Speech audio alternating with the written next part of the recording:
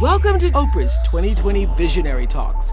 From the stage of my own 2020 Vision Your Life in Focus tour, WW Weight Watchers Reimagined and I join forces to bring you candid conversations with some of the world's most famous trailblazers, whose story of wellness will empower you to discover the highest, truest vision for your life.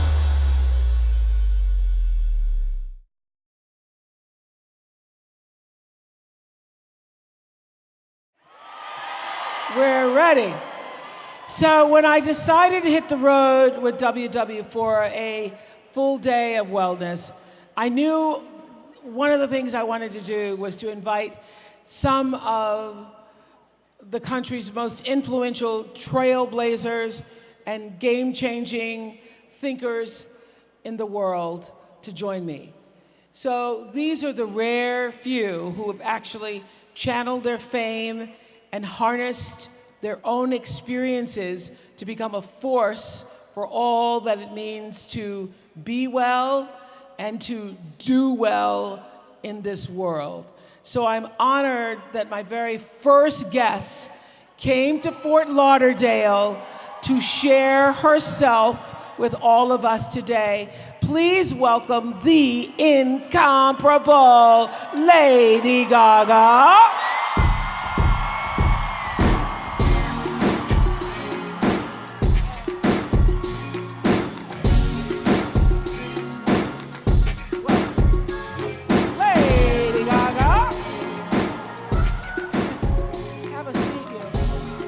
Looking at that L shoot.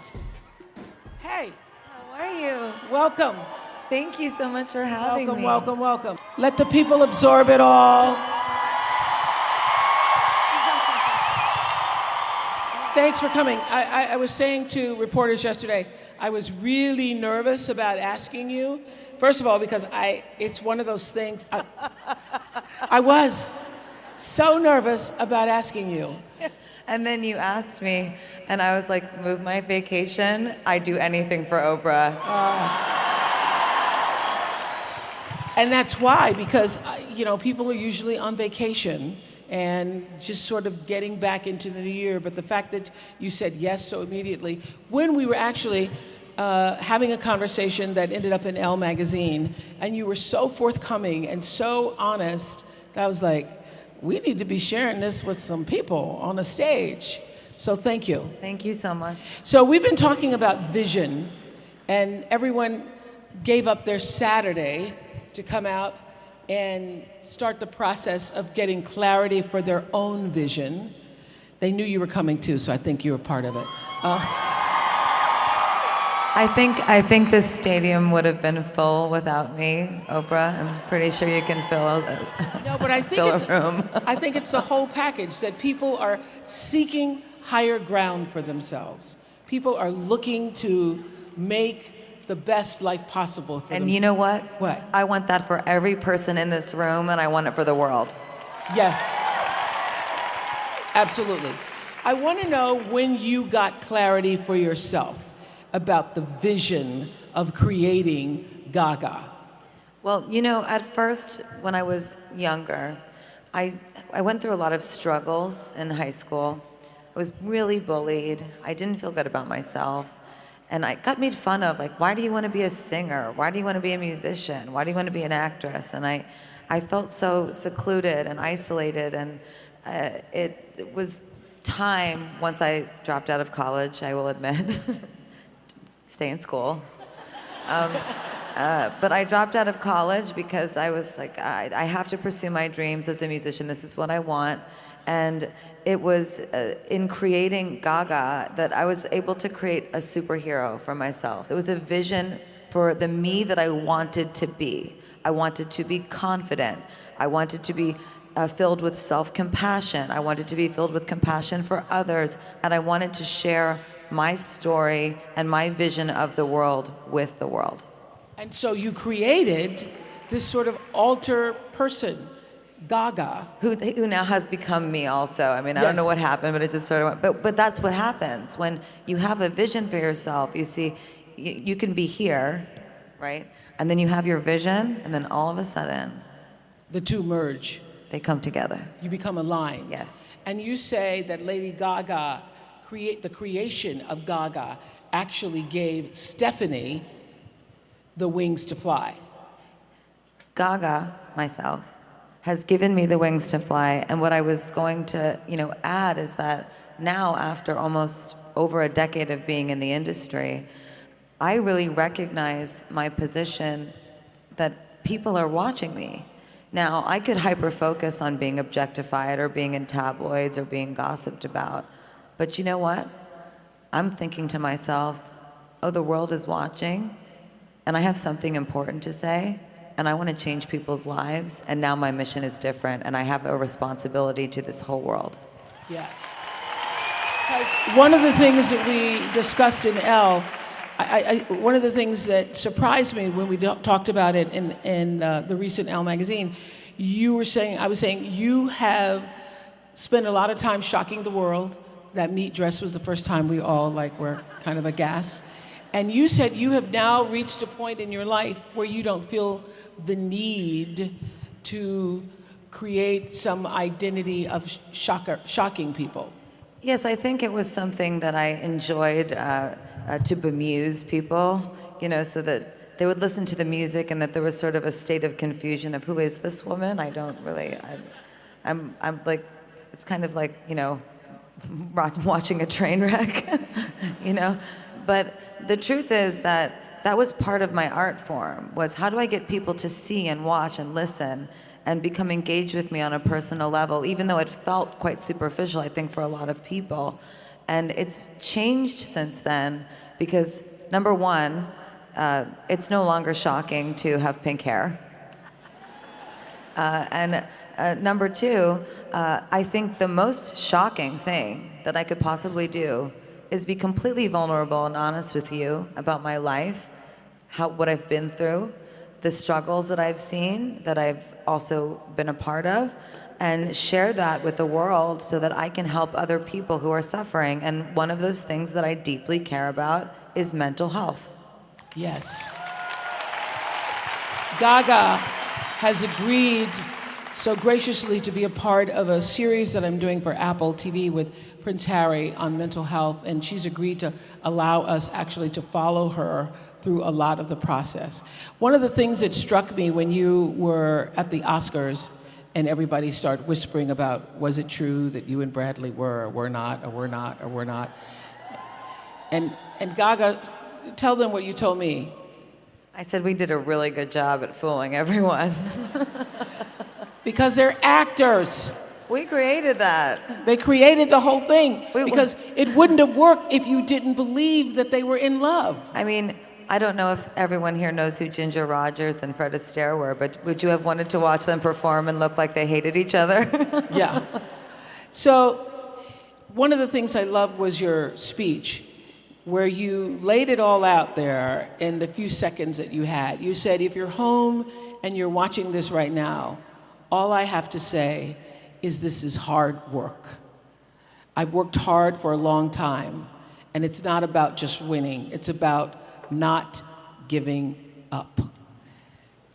And if you have a dream, fight for it. And this is a part I love so much, y'all. This is worth a quote. There's a discipline for passion. And it's not about how many times you get rejected or you fall down or you've been beaten up. It's how many times you stand up and are brave and you keep on going. I just love that. There's a discipline for passion. Thank you. There is a discipline for passion. And guess what? This book that you've given everyone today, yes, this entire event, this is also an exercise in a discipline of passion for yourself. This is the time that is for you, to give back to you. When you give back to yourself, you sit in a state of gratitude, and then you are able to give to those around you and be kind. That is how we heal the world. So, someone had asked you, what do you see when you look at that Oscar? And you say you see a lot of pain. And was that because of the hard work, or is that because of the actual physical mental pain that you had to go through up until that moment to get it? Well, it's not a huge secret, but some of you might not know in the audience tonight or who's watching. But I struggle with mental health issues, and I struggle also with chronic pain. Some call it fibromyalgia or neuropathic pain. What does that mean, fibromyalgia? What does that mean? That is a very big question, Oprah. So, fibromyalgia is essentially a chronic pain condition that makes your body hurt through your brain. Now, someone that might be watching this that has it might be saying, don't tell me that my fibromyalgia is in my head because my whole body hurts. And even sitting here with you today, I am in head-to-toe pain. But what's interesting about it is that I have found through neuropsych research and my relationship with my doctors that fibromyalgia can be treated through mental health therapy. And mental health is a medical condition. It should be treated as a medical condition. It should not be ignored. And So twice you've said you have mental health issues. Yes. What does that mean for you? Because as I was sharing with you on the phone, I have a girls' school with girls who've come from traumatic backgrounds. Yes. And I didn't know until I started the school, because I had this idea that I'm going to create the school and everybody's going to come and they're going to get an education, then they're going to go out in the world and everything's going to be fabulous. I had no idea the impact that trauma has on your mental health. Well, I've shared this with you, and I will share it again, very vulnerably with all of you. I could open my book and read it, but I'll just tell you. So I was raped repeatedly when I was 19 years old, and I also developed PTSD. And as a result of the rape? As a result of being raped, and also not processing that trauma. I did not have anyone help me. I did not have a therapist. I did not have a psychiatrist. I did not have a doctor help me through it. I just all of a sudden became a star and was traveling the world, going from hotel room to garage to limo to stage, and I never dealt with it. And then all of a sudden, I started to experience this incredible, intense pain throughout my entire body that mimicked actually the illness that I felt after I was raped. So what that is Were you called, raped by someone you knew? I was raped by someone that I knew repeatedly, and it was a trauma response. So when you asked me about what fibromyalgia is, what I would like for you to know and to shine a light on is that many people don't know what it is, and we need to all get together and figure this out. And this is how we're going to do it. There's the neuropsych aspect. There's also an immunity aspect, that where there is a possibility that the immune system has something to do with fibromyalgia or trauma response or neuropathic pain, whatever you want to call it. And there's also some similarities in my condition to autoimmune diseases, but fibromyalgia is not an autoimmune disease. So what I take an oath as a commitment today with you is it's 2020, and for the next decade and maybe longer, I'm going to get the smartest scientists, doctors, psychiatrists, mathematicians, researchers, and professors in the same room together, and we are going to go through each problem one by one, and we are going to solve this mental health crisis.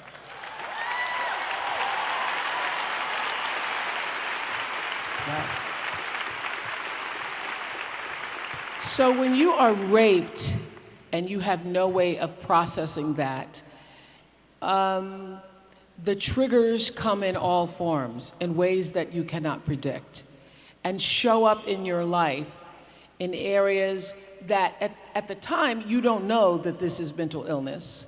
You shared with me that you became a cutter. I did. And I have scars. And that you have scars from cutting. Can you explain to me, because I have girls at my school who cut, and I still to this day don't understand what it means. And I know if you are in this audience, some of you have raised daughters who were cutters. Yes. What is that? Well, I like to say I used to cut, Yeah. as opposed to saying cutter. And I think I did say that with Yes. you in our interview. I love you too, sweetheart. Um, I like to say I used to cut as opposed to I am a cutter, because then that I identify with it. Yeah. And that's not healthy for me. And when you speak things out into existence, you're feeding back something to your brain that you don't want to. Right. So I used to cut. Cutting for me, I believe, happens for a variety of reasons. I also used to throw myself against the wall. I mean, I used to do some horrible things to myself when I was in pain. And the truth is there's two reasons I believe that this happens. And this is my own personal expertise just from my experience, is that for half a second, right, if you cut, you get some relief from the other pain that you're feeling because you have pain somewhere else. But then after, what happens is then you see the blood, and then you feel chaotic, and then you spiral more and more out of control, and it is actually not helpful in any way, and it is going to make your spiral worse. It will make the neurotic state that you're in something that is going to be prolonged instead of shortening the amount of time that you're in it. Another reason, though, that people cut also is to show. And my mom and I always say with Born This Way Foundation, tell me, don't show me. So sometimes I would cut because I didn't want to feel pain, and other times I would cut because I wanted to show people that I was in so much pain, That you were in pain. that I needed help. Yeah. And so, when you were speaking on stage at the Oscars about working, it's not about winning, it's about never giving up. All the times you were beaten up and you kept getting up. What kept you getting up? All of you.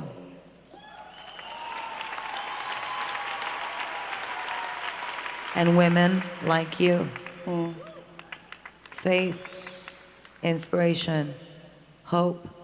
And I also have to say it, and I know that this is controversial in a lot of ways, but medicine really helped me. And I think a lot of people are afraid of medicine for their brains to help them.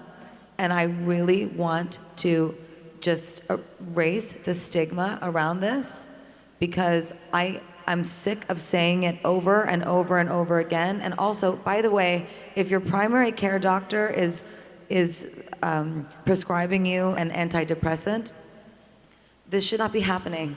Your primary care doctor should be introducing you to a psychiatrist who is an expert in brain medication.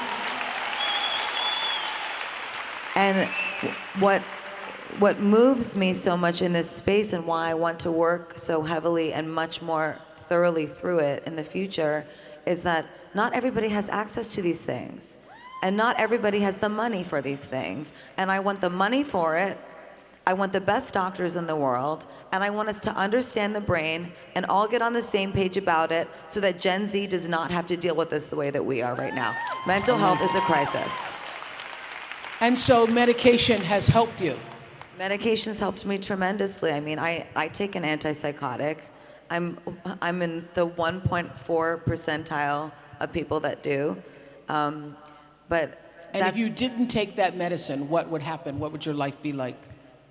I would spiral very frequently, and I would spasm in my sleep. Wow. So, are you able to remain creative in the midst of the pain? Yes. Really? Yes, and that has come from both medicine, therapy, dialectical behavioral therapy, cognitive therapy. DBT therapy, yes. DBT therapy, yes. And also, it's come through something that I learned through DBT, which is called radical acceptance. I am sitting here with arguably the most powerful woman on the planet. Oh, thank you. Thank you. And I have radically accepted that I will put my shame in a box all the way over there and make it very small. And say to myself, I have mental health issues. I take a lot of medication to stay on board. And I'm a survivor. And I'm living and I'm thriving and I'm strong. And I'm going to take all my life experiences and I'm going to share them with the world and make it a better place. Wow.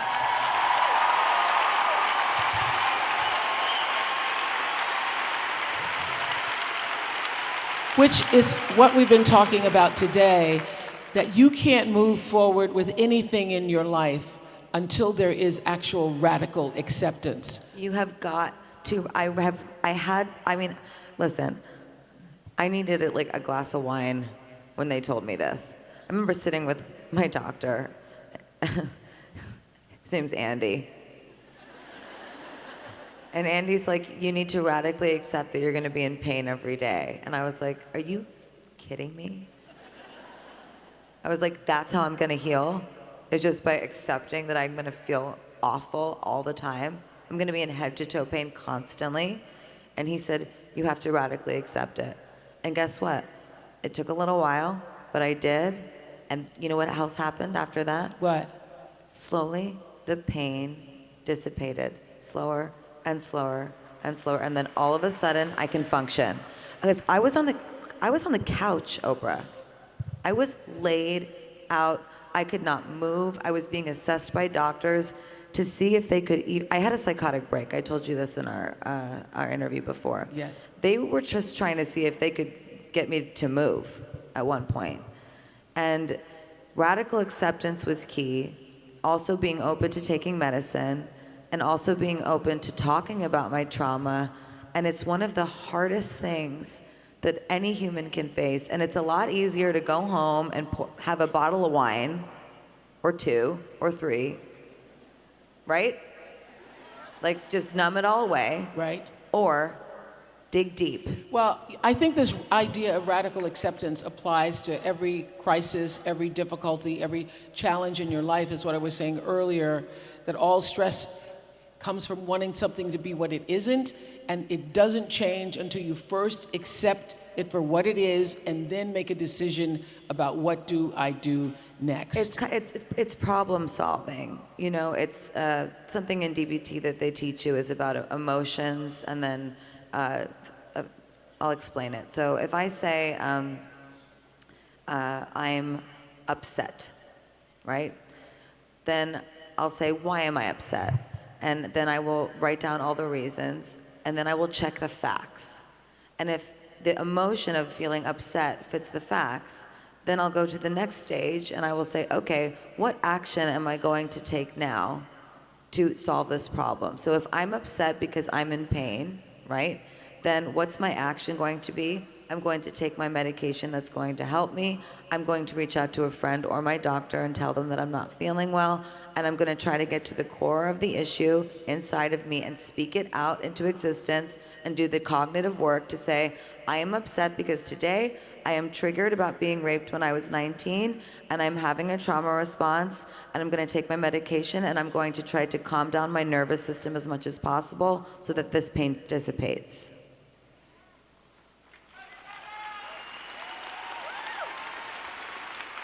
And that's the process for you.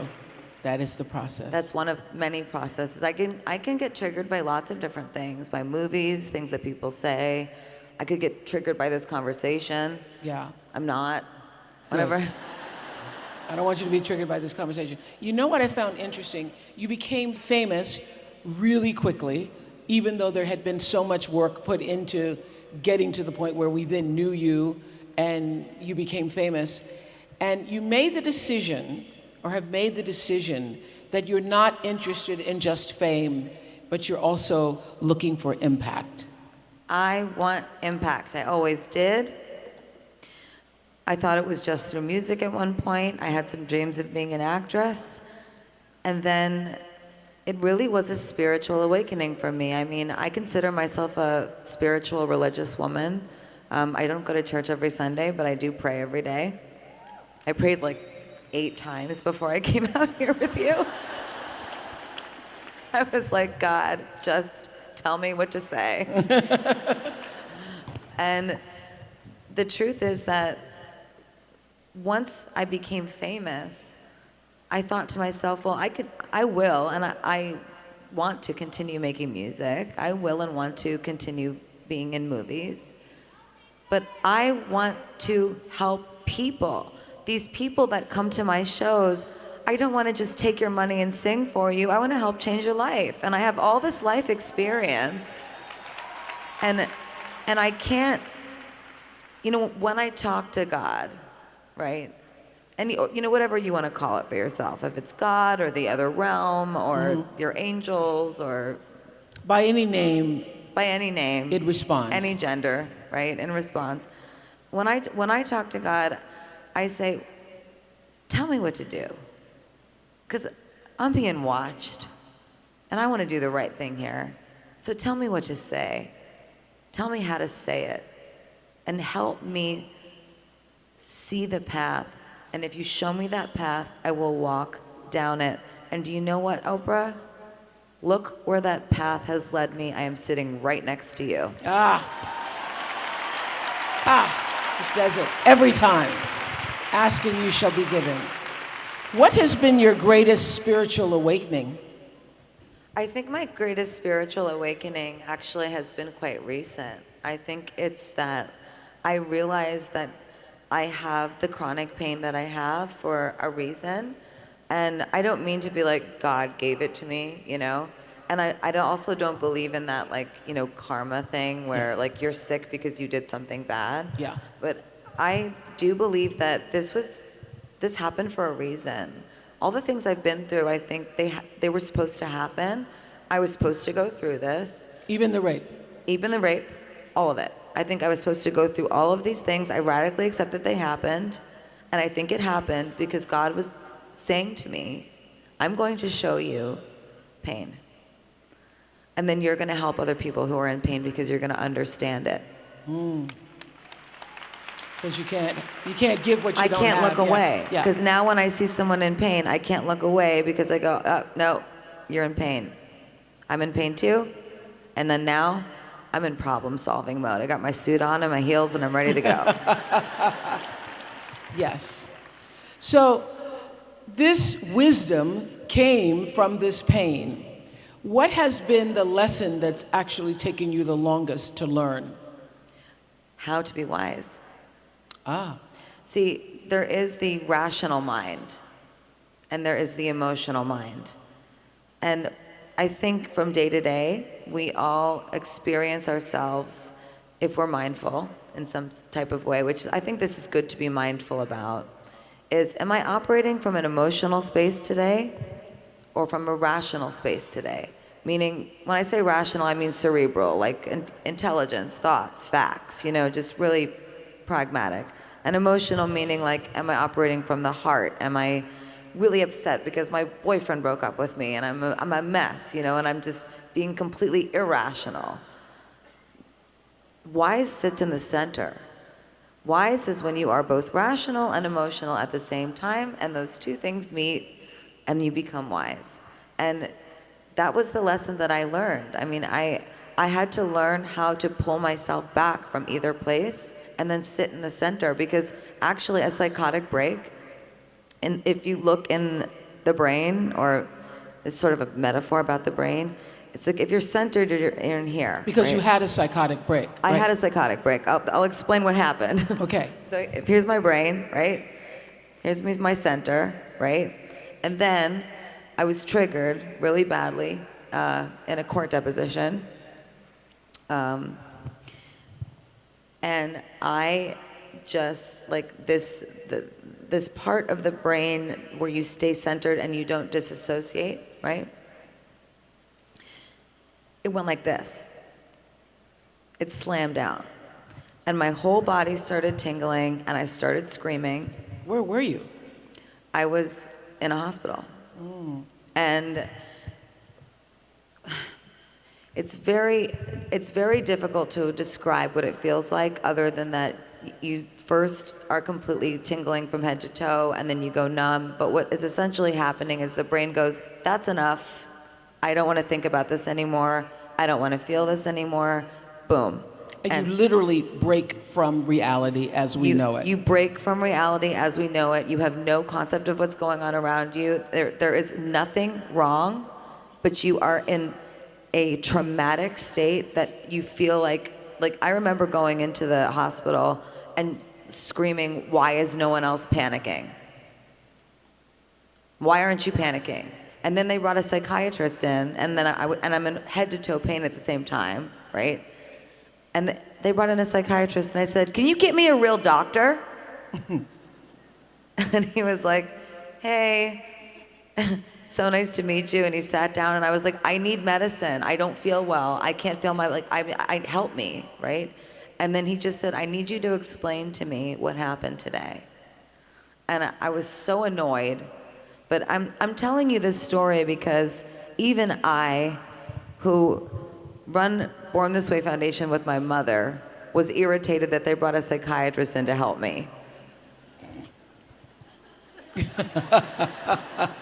I mean, that's how gone I was. I was so separated from the world. And once we started talking, he realized what had happened to me. And then he ordered a medication for me that I took reluctantly at first.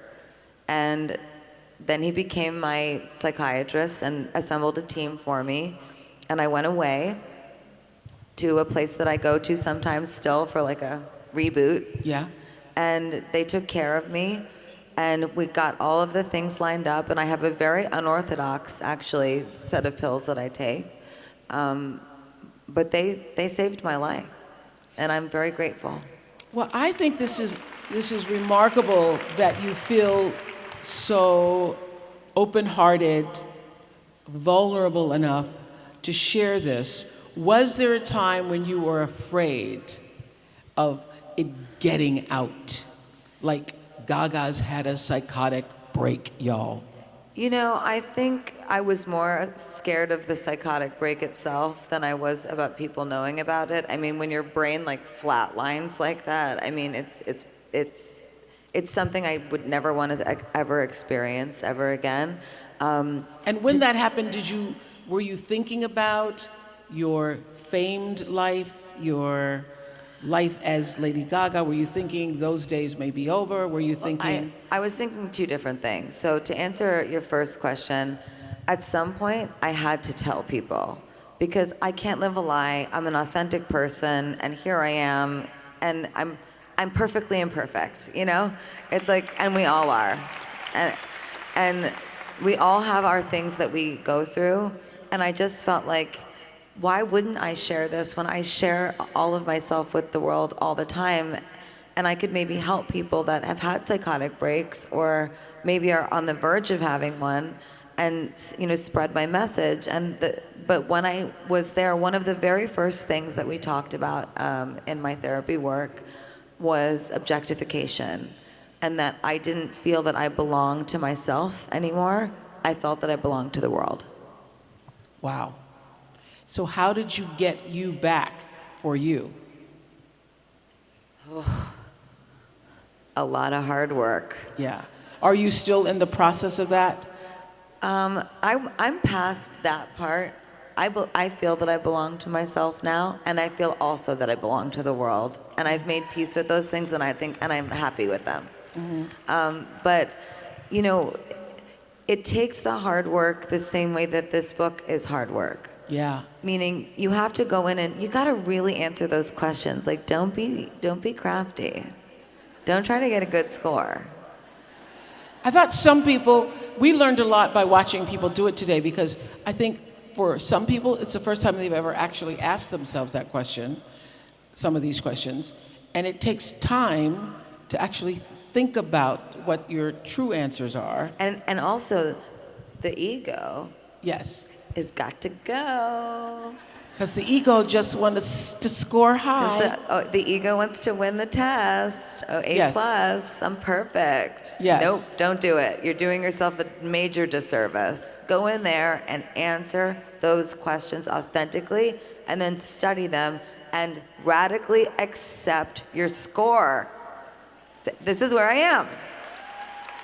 And wherever you are, that's where you're supposed to be right now. It's where you're supposed to be right now, and then you can actually problem solve. You cannot problem solve if you're lying to yourself. See, I got to a place where I didn't know who I was anymore, so I broke. My brain shut off, right? But once I started to get to know myself again, I was able to, turn all the knobs. Why didn't you know yourself anymore? Is it because you've given so much of yourself to the little monsters, to your fans, to the world, to your work? I just didn't stop moving. I just was moving and moving and working and dancing through insurmountable pain. And I will say it took years for me to be diagnosed with fibromyalgia. And even if you ask my psychiatrist, he doesn't even refer to it as that. He'll call it neuropathic pain or a trauma response. So I was going to the doctor all the time, getting like my whole body x-rayed, MRI'd, everything, for someone to tell me something was wrong. Like, tell me I have a herniated disc or something. And they couldn't find anything. And it was so frustrating. So I was also on tour dancing in excruciating pain. And I wasn't properly medicated. And I wasn't in therapy. And so what were you telling yourself? I was afraid I was going to die. So you're performing on stage in front of thousands and thousands of people all over the world, and every night going to bed thinking you were going to die. Yeah. And you lived that way for how long? I would say I lived that way for about 5 years. That's so sad. And I radically accept those 5 years because they made me who I am.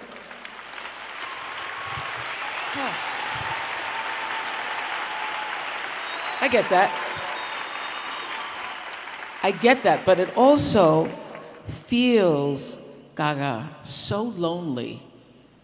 I think we live in this Instagrammed world where everybody wants to be famous and they want to post their lives as they want us to think that it is.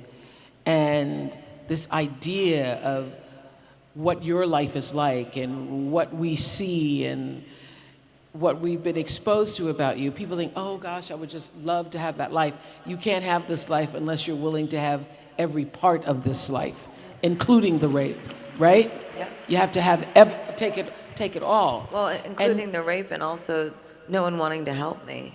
Yes. In an industry where everyone has someone on each other, so no one wants to help you out. Really? Oh yeah. No one wanted to help me. No one wanted to help me go after that person, to put that person where they belong, which is jail. Yeah. And I'm not ashamed of it, but I, through the whole Me Too movement, have made the personal choice not to say who it is, because I choose to not relive it. And that's my personal choice, and I hope that the world respects that. Yes.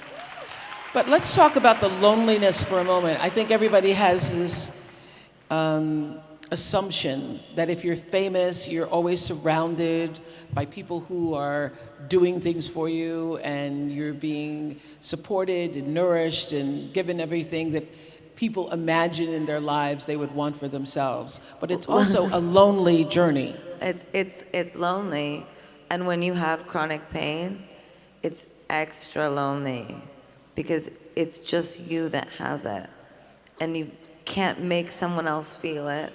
You feel completely alone. And let me tell you something. I might be famous, but if you think that someone's bringing me caviar all day, they're more likely to be giving me a bowl of ice to dunk my head in so I don't have a dissociative state. So my friends that I work with, I don't ever say that people work for me. They take care of me every single day so that I can be healthy and do my work, do what I love, and also because they so much believe in my mission. And for all of them that are here today, I would like to thank you so much for what you have done for me, my second family. so that I can be here with Oprah and talk to you about this importance of self-care and shine a light on something that is so important. Let's be radical. Let's change things. So you had radical acceptance, and what you just mentioned, looking at yourself from the point of view of, I just said to a reporter yesterday, giving more love to yourself. How did you learn to move from radical acceptance to radical love for yourself first? Well, you know, some days are better than others. Some days I have lots of self-love. Some days I have less. Some days I have lots of self-confidence. Some days I have less. But I had to radically just accept that every day can be different, and that's okay. It doesn't mean we're not moving forward. If you know, in therapy, they say sometimes when you take 3 steps forward, you might also take 1 step back. What's important is to try to keep tabs on making sure that if you take 2 steps forward, you don't also do something that takes you 10 steps backwards at the same time. So, you know, my practice and my commitment is gratitude. And Gratitude even in the midst of the pain? Gratitude even in the midst of the pain. I do this all the time. I will be laying on my porch in pain crying, and I will say, thank you, God, for this pain. Thank you. I surrender it to you. This pain is meant for me in my body right now. I'm here in this moment, and I'm learning. Thank you for teaching me. Wow. Amen to that. So what's the things that you do on a regular basis to keep yourself whole? Medication. So you're medicated all the time? Yes, every day. Every day. What's your ritual? If I took my pillbox out, it would sound like a rattle. Like a baby rattle. Really? Oh, yeah. Okay. I mean, I don't mean to laugh, but it's kind of funny.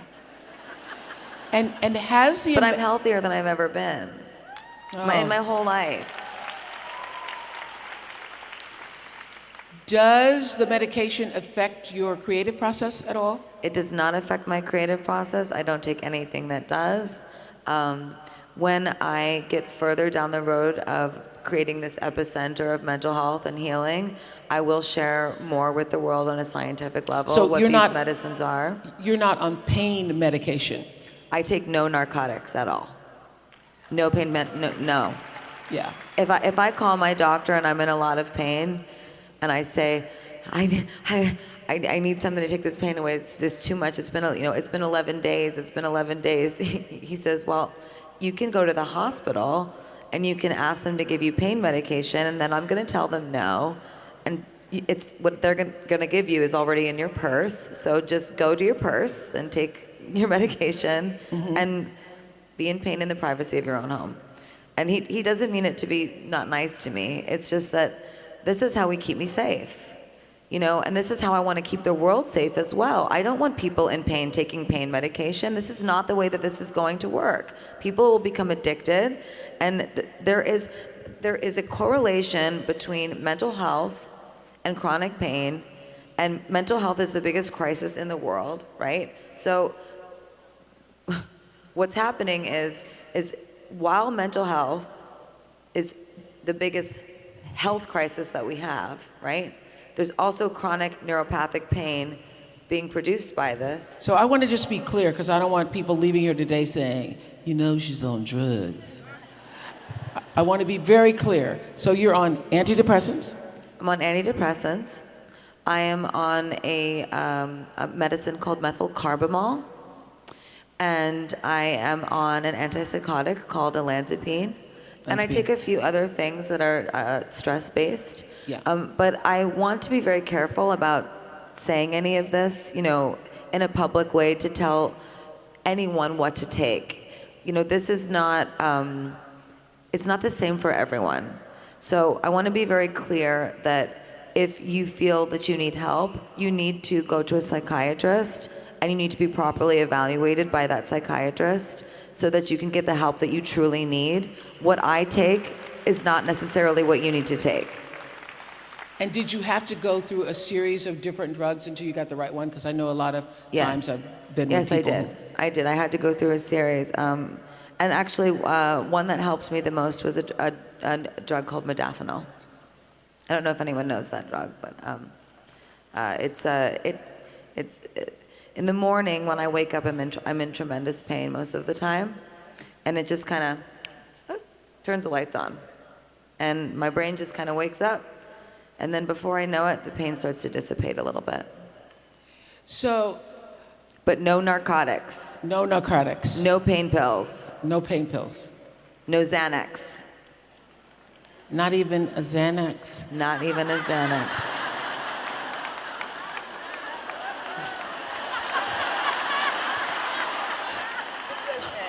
Okay. I'm not judging you. Okay, don't. I mean, we could offline have a conversation about other drugs that are better than Xanax, Okay, maybe. but listen, I started taking Xanax after my dog Luke we needed Luke to take Xanax to fly because he was like a wreck flying, and it calmed him. So I thought, I might need one of those. Yeah. So when I'm traveling, Traveling or when you sign your tax returns, probably. when I'm traveling, no. When I'm traveling, and I'm in various time zones and I can't get to sleep, I take a half of one of Luke's pills. Sometimes. You looked at me with such shame in your eyes. There is no shame in Okay, your I'm just Xanax. telling you. It's okay. Okay, good. There's no shame. Like, I have my baby rattle, okay, Okay. and you have your Xanax, and we all need our things. I don't okay? call it Xanax. I call it Luke's pills. What Luke's? Because my dog was named Luke. My Luke's Luke. pills. Anyway. No shame. No shame. No shame. No shame. Actually, that is very important because, look, it might be a process, you know, and you might have to try this and then try that. But the important thing is that you're working with someone that's an expert in medicine. So please, when you leave here today, having heard from me about this, or anyone that's watching this later, you know, please leave knowing that I'm sharing my personal experience with you, but I am not prescribing you. For sure. We got that, right? You understand? Yes. Okay? And I am not at liberty to prescribe you.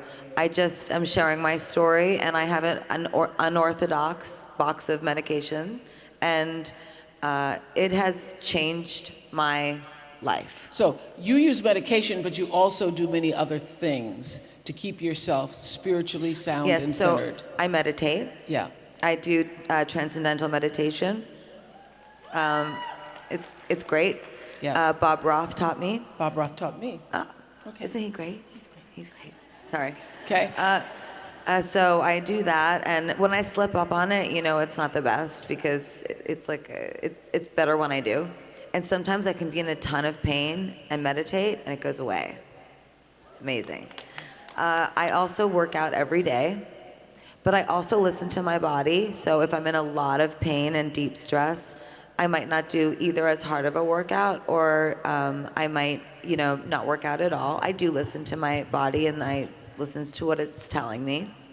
I do talk therapy, dialectical behavioral therapy, and I also do lots of other things like opposite action, for example. So let's say you're feeling really depressed and you're at home and you've been at home for 7 days straight and you just can't leave the house, and you practice opposite action. Someone invites you to go somewhere, or you reach out to a friend and you say, hey, you want to play a game of poker? Get up, get in your car, and go. Opposite action.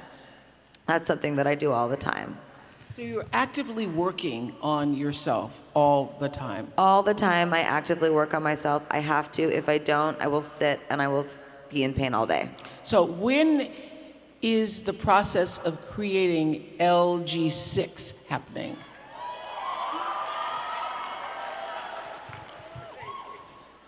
For years. For years. For years. Not 4 years, but for years. Okay. And it's happening. Uh-huh. Okay. Don't worry, we're having a self-care conversation, but I still am going to make music, don't worry.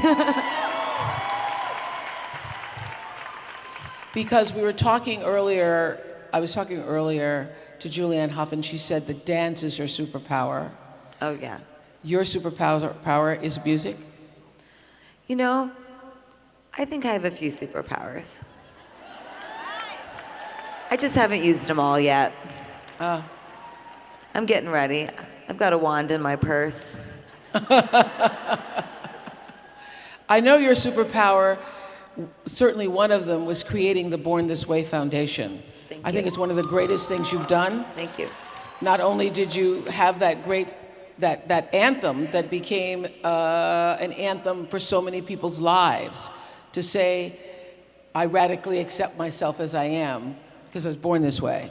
So tell us what you intended, because intention is so important to us, what you intended when you created the work of that foundation. The work of that foundation was something that a lot of people didn't understand for a long time. Yeah. They're like, what do you guys do? Like, you raise money for what? We were like, for a kinder and braver world.